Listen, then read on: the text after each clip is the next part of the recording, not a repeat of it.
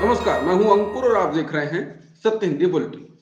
एक नजर डाल लेते हैं अब तक की खबरों पर। गुलाम नबी आज़ाद की अगुवाई वाली डेमोक्रेटिक आज़ाद पार्टी को आज एक बड़ा झटका लगने जा रहा है। आज उनकी पार्टी के महासचिव निजामुद्दीन खटाना और इसके 3 दर्जन से अधिक संस्थापक सदस्य कांग्रेस में शामिल हो रहे हैं।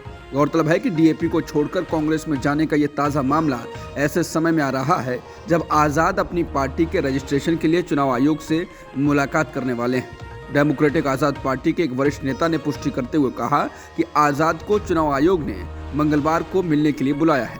उन्होंने कहा कि फिलहाल हम अपनी पार्टी को डेमोक्रेटिक आज़ाद पार्टी कहते हैं, लेकिन ये इस बात पर निर्भर करता है कि चुनाव आयोग कल हमें किस नाम की अनुमति देता है। बता दें, ये कोई पहली बार नहीं है जब आज़ाद की पार्टी को छोड़कर उनके नेता कांग्रेस में गए हैं।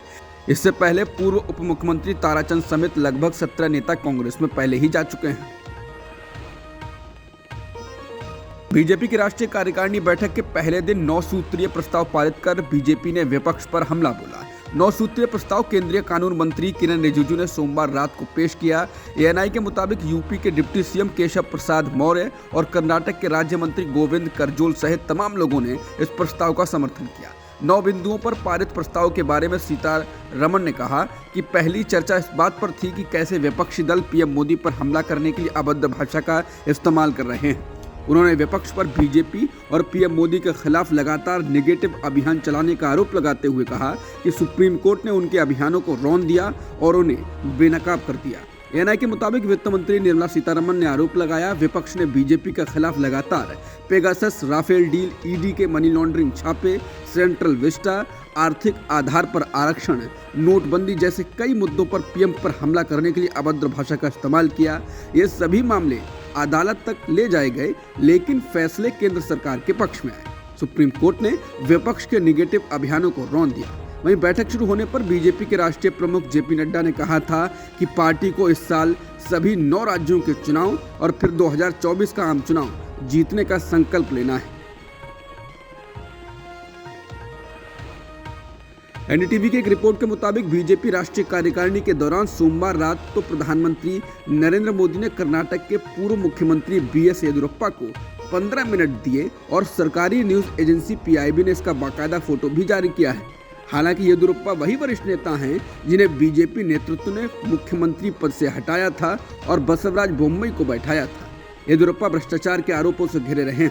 बता दें, दक्षिण भारत में कर्नाटक एकमात्र राज्य है जहां बीजेपी सत्ता में है।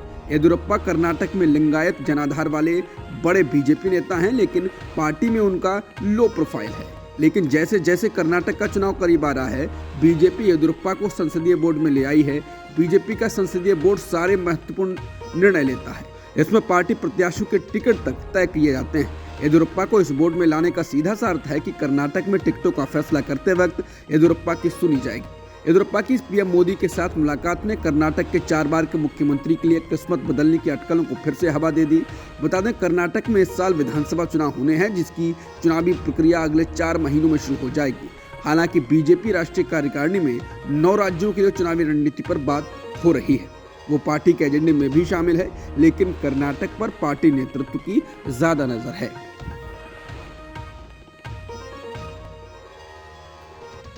बीते साल दिसंबर महीने में भारत के निर्यात में गिरावट दर्ज की गई। देश का निर्यात दिसंबर महीने में 12.2% घटकर 34.48 अरब डॉलर रहा। एक साल पहले 2021 के इसी महीने में यह 39.27 अरब डॉलर था। वाणिज्य मंत्रालय के सोमवार को जारी आंकड़ों के अनुसार दिसंबर 2022 में देश का आयात भी घटकर 58.24 अरब डॉलर रहा, जो पिछले साल इसी महीने में 60.33 अरब डॉलर था। इस दौरान आयात में कमी के बावजूद देश का व्यापार घाटा 12.8% बढ़कर 23.76 अरब डॉलर पहुंच गया।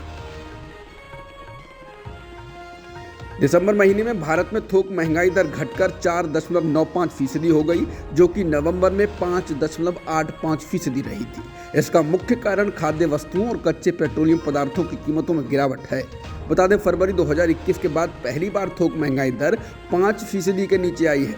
आम जनता को लगातार तीसरे महीने बढ़ती महंगाई दर से राहत मिली है। चुनाव आयोग ने सोमवार को रिमोट वोटिंग पर चर्चा करने के लिए एक बैठक बुलाई थी। इस बैठक में 8 राजनीतिक दलों के 16 प्रतिनिधियों ने हिस्सा लिया। लगभग सभी राजनीतिक दलों ने इसे अटेंड किया और लगभग सभी राजनीतिक दल जो इस बैठक का हिस्सा थे उन्होंने रिमोट वोटिंग मशीन यानी आरवीएम का विरोध किया। इसके बाद चुनाव आयोग ने इसके डेमो को रोक दिया।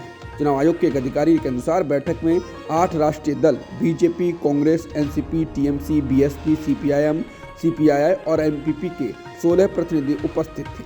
40 राज्य दलों का प्रतिनिधित्व करने वाले कुल 67 प्रतिभागियों ने भी नई दिल्ली में कॉन्स्टिट्यूशन क्लब में आयोजित चर्चा में भाग लिया।